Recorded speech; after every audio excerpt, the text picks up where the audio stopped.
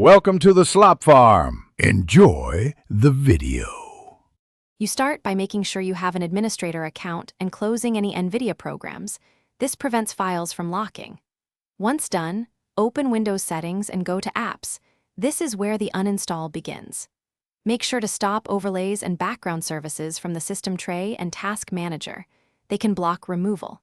If you use GPU profiles or custom filters, export or note them now so you can restore preferences later.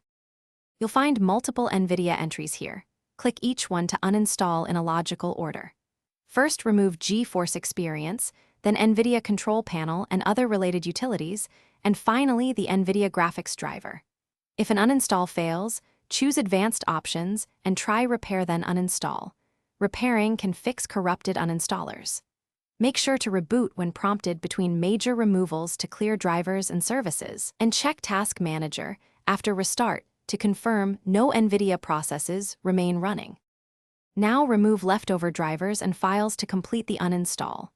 Open Device Manager, expand Display Adapters, right-click your NVIDIA GPU, choose Uninstall Device and check Delete the driver software for this device. If files persist or system instability appears, boot to safe mode and run Display Driver Uninstaller, to wipe drivers and registry entries cleanly. After reboot normally and confirm in Services and Task Manager that no NVIDIA services or processes remain.